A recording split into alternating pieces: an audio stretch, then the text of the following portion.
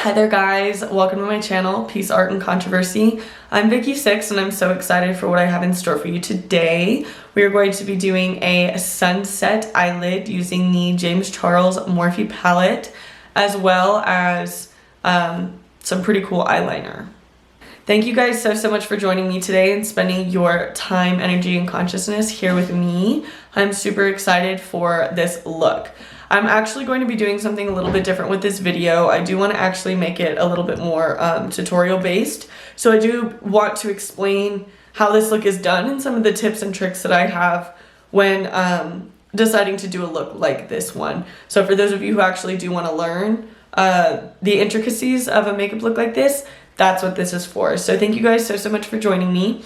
I will be posting a positive, uplifting video on Friday. We're going to be talking about how relationships and how people around you really do affect you, and how sometimes being selfish is not as bad as everybody makes it seem.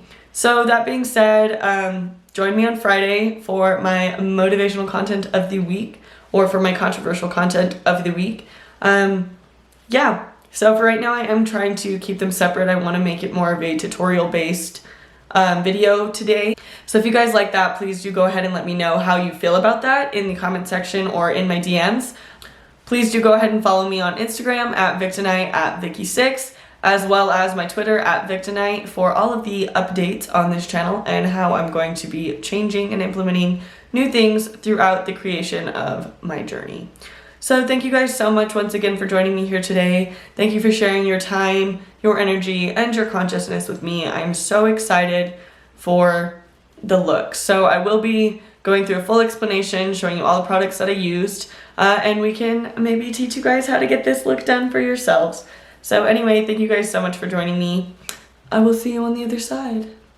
I'm so excited to get started on this look with you guys today. Today I'm going to be changing it up a little bit. I'm actually going to be doing an explained tutorial. This is a pretty difficult look, so I wanted to go ahead and give you guys a little bit more background and a little bit better understanding of the products that I'm using and why. So we're going to go ahead and get started. Today I'm actually using a different foundation than normal. I wanted to give the Morphe Fluidity foundation my best shot because the Too Faced Born This Way that I normally use is pretty pricey, and I wanted to see if there was a product out there that would be sufficient enough to where I would still get the full coverage that I was looking for with minimal creasing, while still being able to rock a cheaper foundation and not have to spend hundreds of dollars every time I go into the store. The most important aspects of any look, in my opinion, is the primer. So for those of you who don't regularly use a primer, who just prime with the moisturizer, I get it, but you will be so amazed if you purchase a primer that you like or that you test and you actually use that underneath your foundation. You're going to get a much smoother foundation coverage, and you're also going to get a lot better wear and tear from your foundation throughout the day. I generally stick to my all-nighter primer by Urban Decay because it's very grippy and it does minimize fine lines and pores super well, and it's a minimum of 16-hour wear, which is perfect for my skin. So we're going to go ahead and give this foundation a shot. What I've noticed is that I actually really do like it. It is very full coverage. However, it does tend to oxidize. So if and when purchasing this foundation, I definitely recommend purchasing it in a store where you can actually get color matched, and then when you do that, I would definitely take some time, maybe look around the store a little bit extra,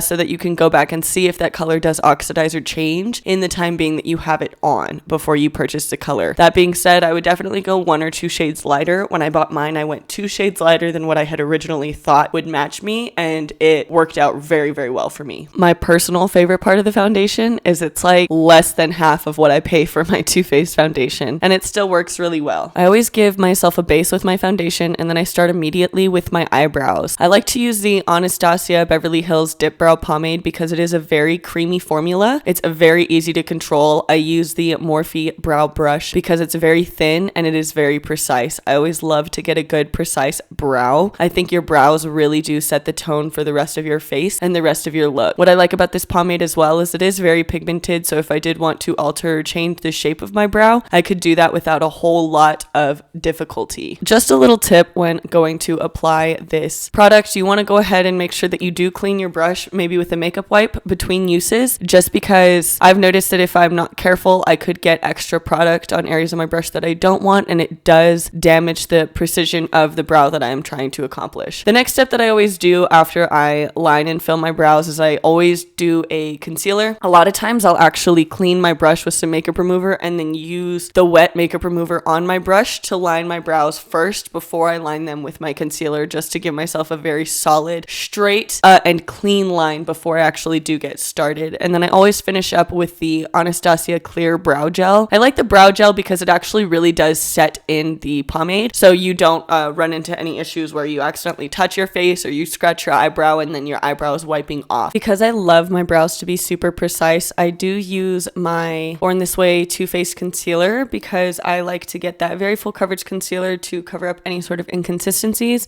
and to give myself a very nice crisp line.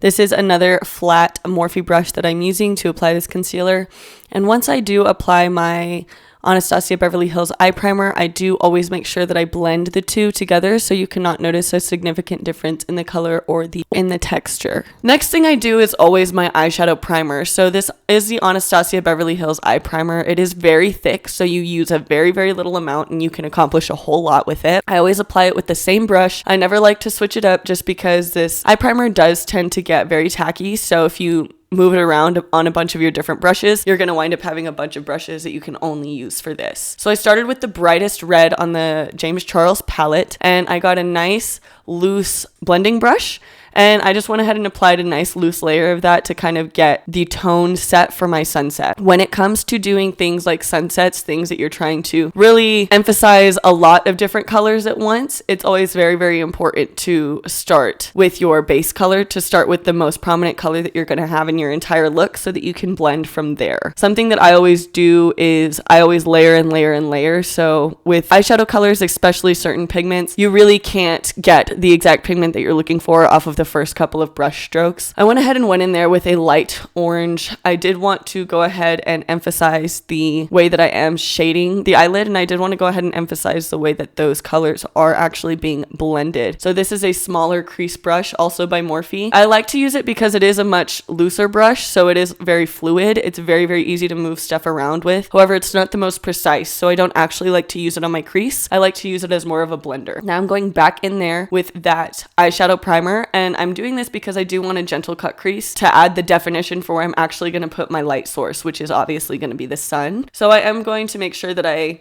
get a nice smooth surface started so that I can go ahead and apply my lighter yellows and go from there. This is one of the best parts about this eyeshadow primer, honestly, is it's so easy to work with and it's so easy to manipulate. This eyeshadow primer has saved my life in every exotic look that I've done, in my clouds, in my every look that I've done, and all the looks that are coming soon. I've also had this primer, the full-size bottle, for already 8 months, and I'm not even a quarter of the way done with it. So if you're hesitant, you definitely don't need the full bottle. The mini is $13 and you can make really, really great progress with only the mini bottle. So this yellow that I'm adding is the brightest, well, yeah, it is the brightest yellow actually on the James Charles palette, and I am adding it with a nice flat brush.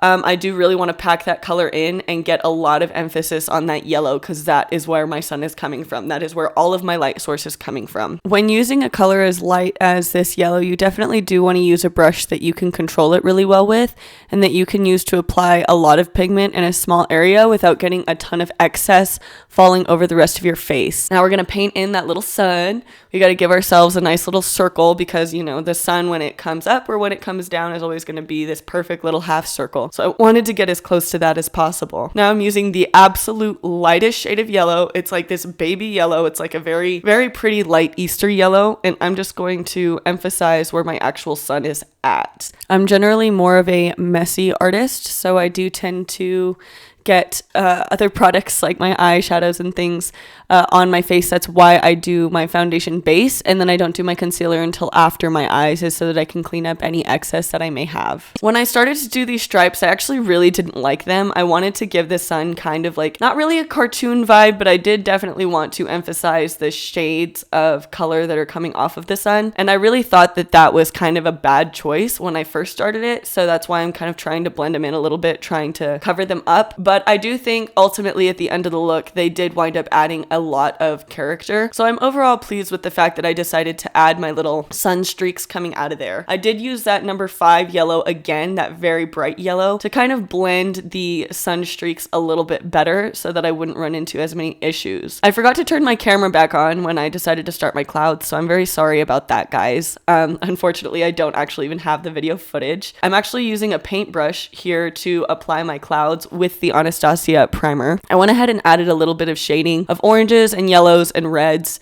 just very, very gentle shading. Again, this is another paintbrush. If you guys don't have beauty brushes, or if you can't find access to beauty brushes that are going to give you the looks or accomplish the details that you want, paintbrushes are always an amazing way to go, and honestly, they're a whole lot cheaper. So I would just be cautious and aware of the brushes that you are choosing to use on your face, just because some of the particles do tend to be a little bit more harsh. Unfortunately, when the look is done, you really can't tell the amount of time and effort that I put into these clouds, but I really was trying to give them nice gentle shading, and I really was trying to kind of emphasize them in a sense, but it did not go the way that I was hoping for. But I will not complain. I think that overall the look came out very nice and very professional. This is my Born This Way Too Faced concealer. This is a very, very light shade. I actually, when I bought it, I was just like in a hurry and on a whim, and I just bought it and was like, oh, this will be perfect, I'm good. And then I put it on and I was like genuinely very shocked about the lightness of this concealer, and I wasn't sure if I could pull it off, but I've gotten very used to it and I really enjoy it. I love the way that it highlights my face, and I love the full coverage and the lack of creasing that I receive. In the event that you do purchase a concealer like I did that is very light and it shocks you,